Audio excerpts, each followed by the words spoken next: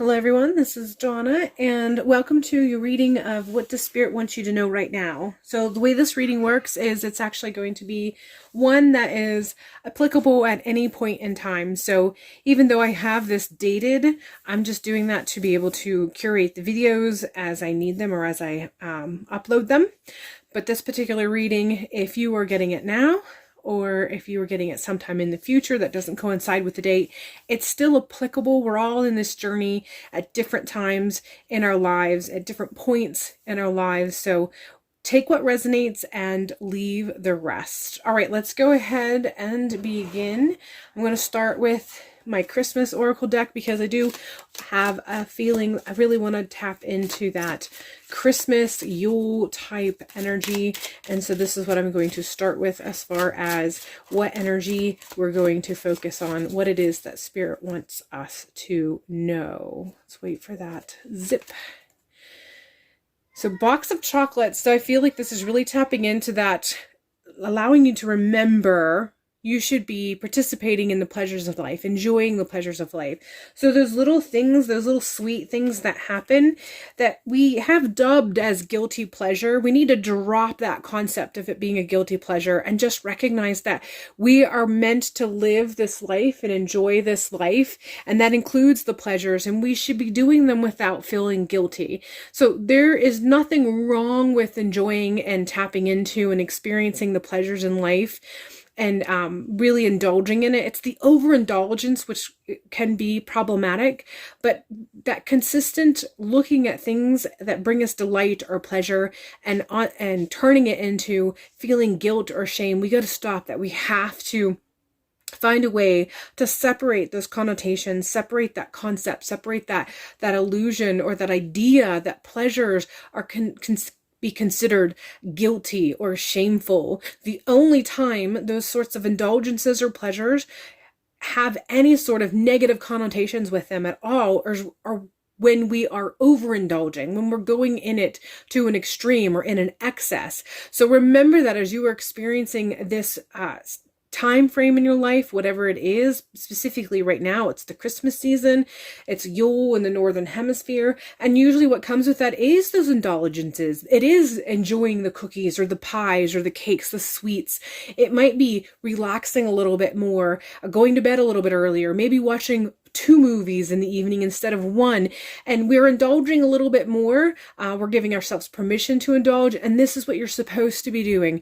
Every once in a while, you should just give yourself permission to allow yourself to enjoy those little sweetnesses in life that are available to us. That is the point of living, to live a good life, to enjoy the aspects of life. That's one of the reasons why we come to this earth plane, to this realm, is to experience life. We experience life in through our senses, through the 5 senses, the taste and the sight and the feeling and the hearing and the smelling. So you are meant to enjoy them, not overindulge, but to enjoy them. So allow yourself at this time period to enjoy and indulge a little bit and not feel guilt or shame if you are not doing it in excess, if you are keeping it in a healthy balance. We're continuing on with the Wild Hunt, and this is the Tower card in the traditional tarot. I feel like this is coming up because some of you have experienced quite a bit of upheaval, and this is all the more reason to be allowing yourself to have those sweet indulgences.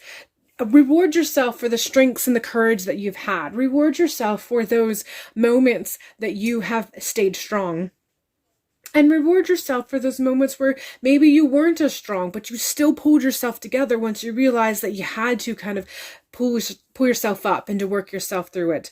Enjoy those indulgences. It's what makes it easier. It's what makes sometimes the hard times a little bit more bearable. So if you're experiencing any sort of loss as you move through this time period, or if you have experienced a loss recently, or for some reason at this time of the year during this season, maybe those losses that you have experienced throughout your life, the dark half of the year, may make them feel a little bit more current or a little bit more present.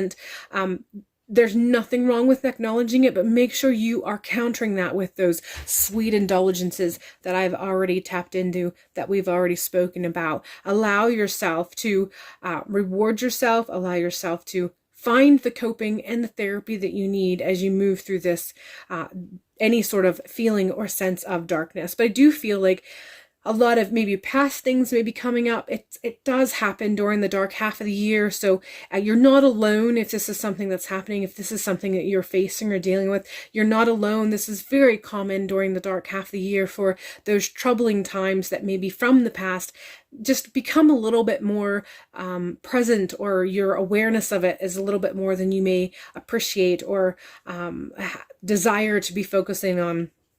So just know that you're not alone, but also know that you need to find ways to counter that, find ways to break through the darkness with the light. And some of the ways that we can do that is by enjoying life, the living parts of life. And that happens to be sometimes just enjoying the little bits of pleasures that are available to us while we are on and in this realm.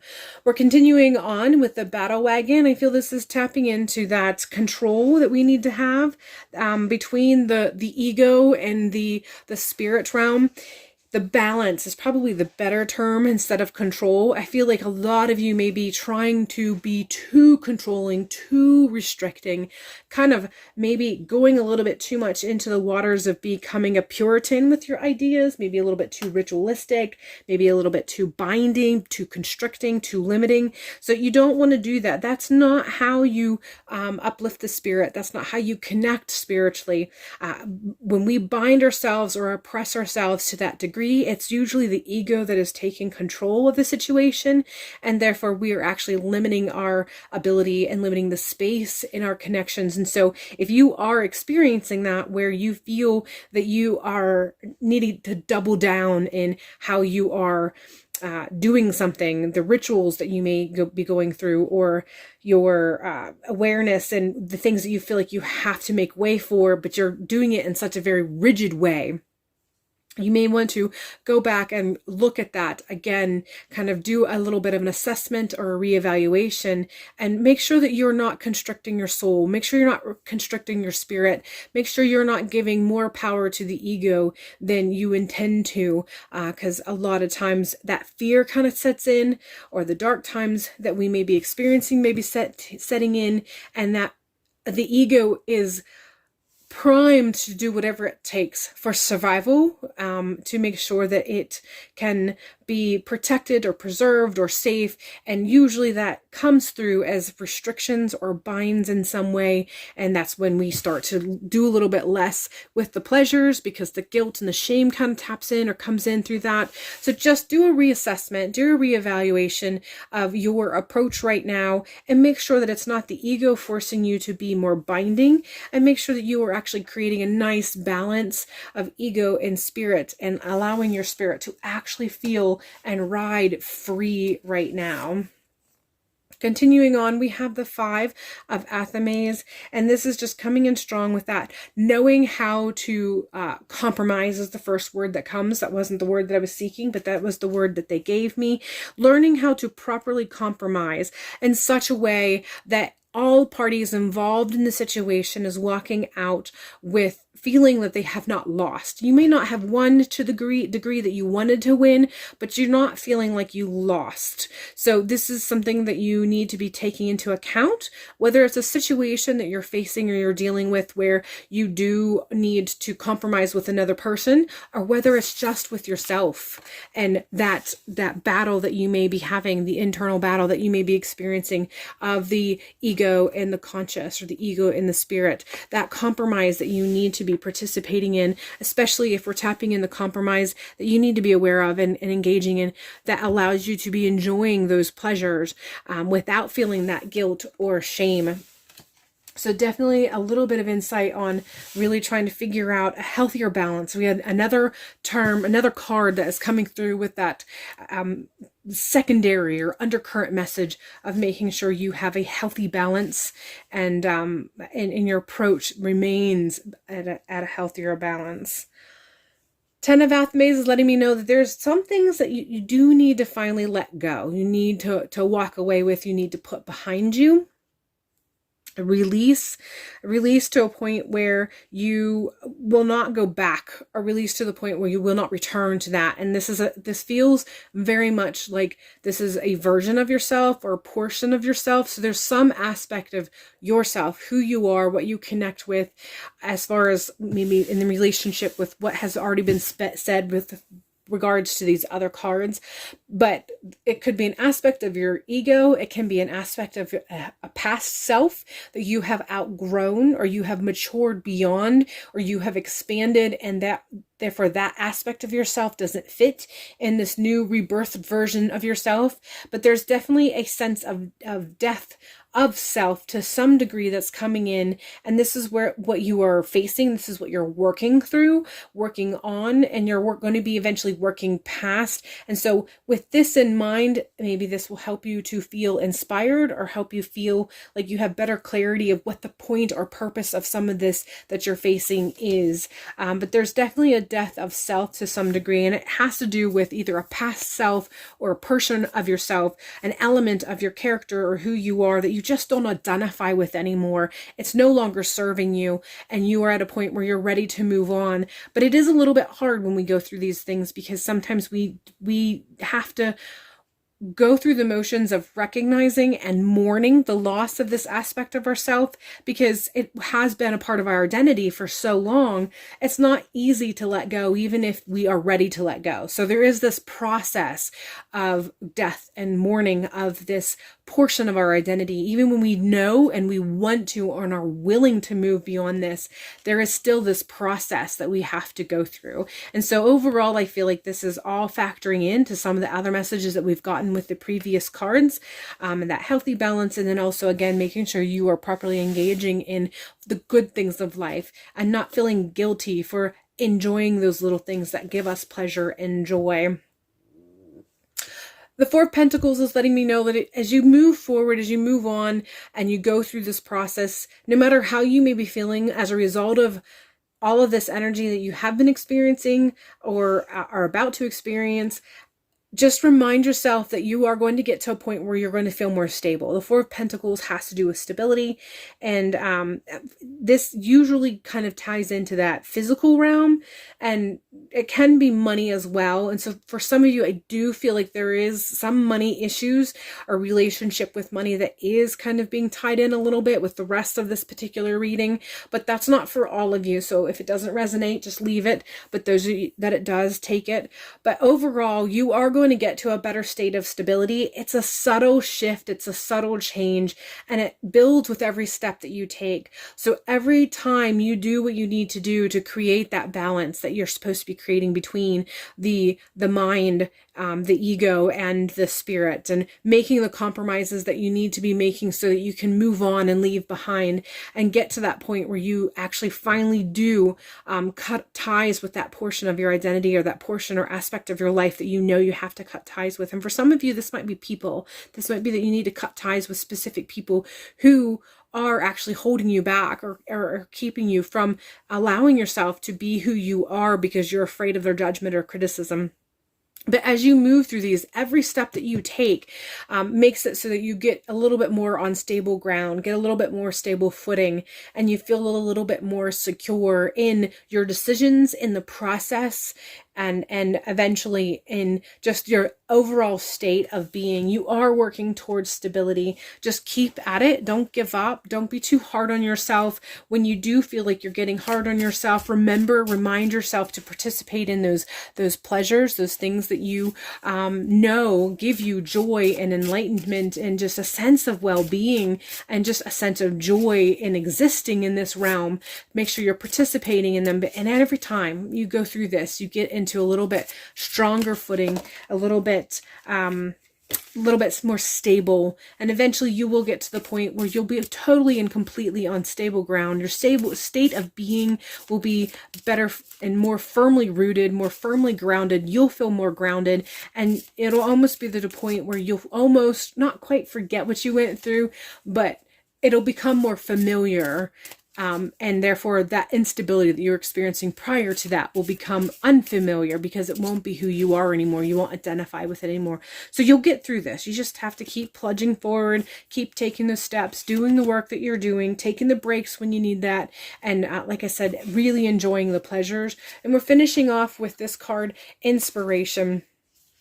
It's number 11. We all, if you're really into numerology and really connecting that with the numbers and the messages that we might be receiving through messages, through numbers, 11 is definitely that message about spirit and spirit being near.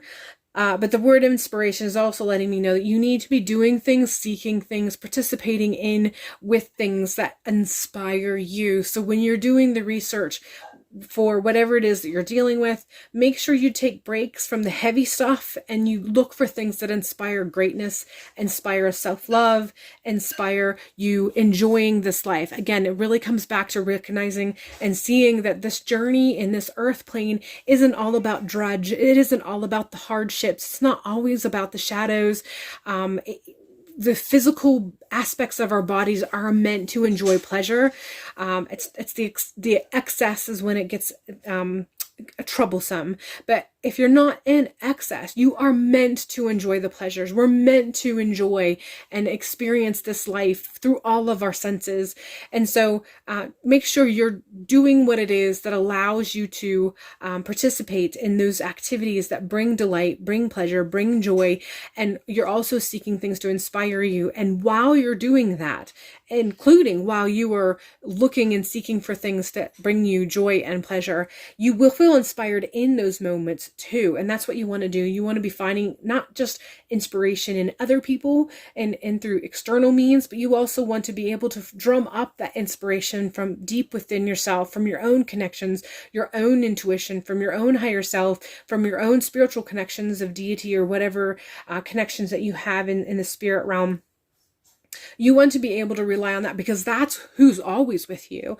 You know, those Google searches aren't always productive. Those YouTube searches aren't always productive. Instagram searches aren't always productive. Any social media platform, they're not always productive in inspiring or giving us what our soul needs. Sometimes they can be, but they're not always there. They're not always easily accessible, and they're not always very productive. And so the one thing that you know is always reliable is that you are always with you. Your higher self is always with you. Spirit is always with you.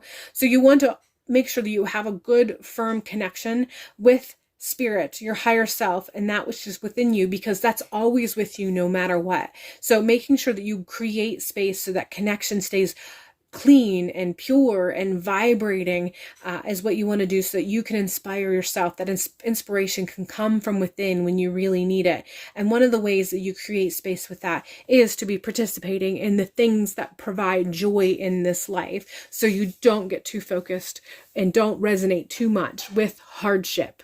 And you can make room for and recognize that life is full of those little pleasures, and there's nothing wrong with participating in those and allowing yourself to be inspired by the good things in this life. All right, that is all I have for you. I hope this reading has provided you with some insight and clarity and just an overall sense of well-being and empowerment. If you would like a personal reading, I do provide personal readings, so go ahead and check out the link box below for that information. Until next time, I hope you have a beautiful rest of this week or weekend or whenever it is that you're viewing this channel and this video, and hopefully I will see you in a future video.